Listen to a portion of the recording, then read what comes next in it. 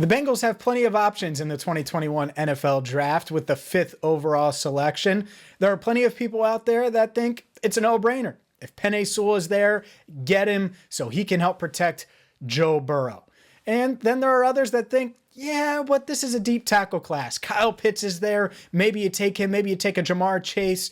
Former NFL quarterback, current ESPN analyst Dan Orlovsky crushed the people that think that the Bengals should take Kyle Pitts yesterday on NFL Live. Here's Orlovsky and what he had to say. When I called Florida games last year, I said he was the second best player in college football outside of Trevor Lawrence. He is absolutely spectacular. But I want everyone to be reminded of what happened in the Super Bowl. The Chiefs still had Travis Kelce, and the quarterback was getting hit a ton. I know they had injuries. Mina, if I asked you, talk to me about the Raiders. As we sit here today, you're not going to bring up they've got Darren Waller. You're going to bring up I'm concerned of how they're going to protect Derek Carr. Yep. Last year, Joe Burrow took the third most sacks in the NFL last year, and he only played 10 games. I know they took Jonah, and I know they signed Riley Reiff. This pick should be about the Cincinnati Bengals 9 years from now. What is the best situation for your quarterback to play long term? Kyle Pitts is remarkable, but keeping him protected and clean is your number one priority. Not 2, not 3, not 4. It's number 1. And if you fail to do that this draft, everybody's fired. Well, there's Dan Orlovsky. Let's start with number 1 priority. Well, obviously, no doubt about it. I'm not going to debate that. And that's probably the only point I'm not going to debate, because this idea that, one, the Bengals front office should care about everybody being fired. The front office isn't getting fired. So the Bengals don't operate that way. That isn't a concern.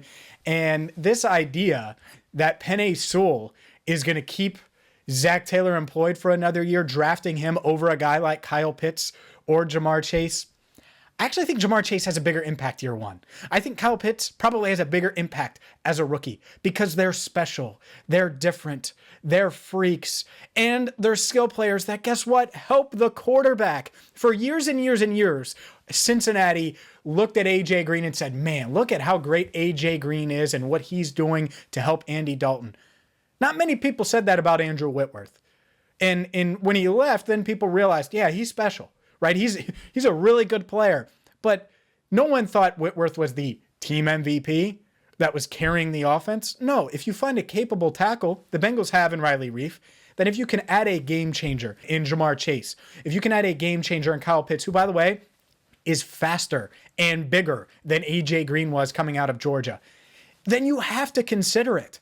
And the other point here, and this is the one that really just frustrates me, whether it's Dan Orlovsky, whether it's the casual Bengals fan that listens to me on Locked On Bengals or checks out allbengals.com or leaves a comment here. It's protecting Joe Burrow has to be the number 1 priority.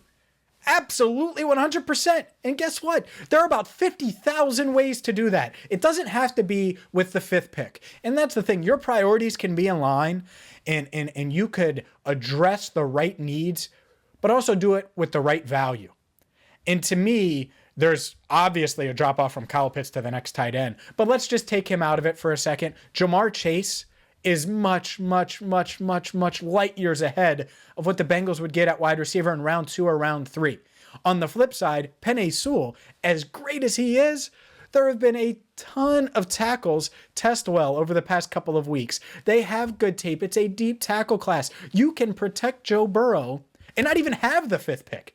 Not even use it on an offensive lineman, but let's just pretend the Bengals didn't have a 1st-round pick. They could still find a way to put a competent line around Joe Burrow in 2021. And that's the point here. This idea that, oh man, this is our priority, this is what they have to do.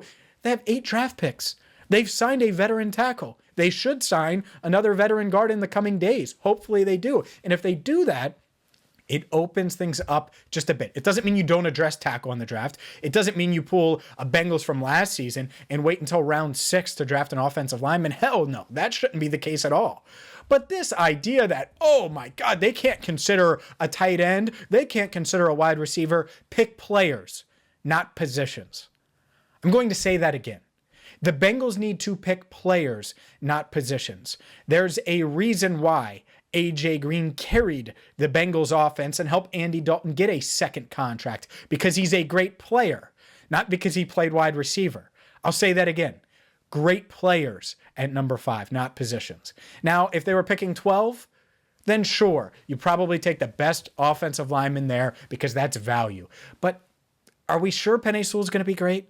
If the Bengals are, and the Bengals say Penei Sewell is going to be the next great offensive lineman in the NFL, if they believe that, then take him. But if not, I think it's pretty easy to tell. Kyle Pitts is special. Doesn't take me to tell you that. It doesn't take a rocket scientist or a football genius or a Hall of Fame coach to tell you that. Same thing with Jamar Chase. So that's what it should come down to. Not, oh my God, we need to protect Joe Burrow. Let's panic and take an offensive lineman. No. Is Penei Sewell special? Because if not, there's going to be a special player there at 5. It might be Kyle Pitts. It might be Jamar Chase. It might be both of them. But I want special with the 5th pick. I know Joe Burrow's special.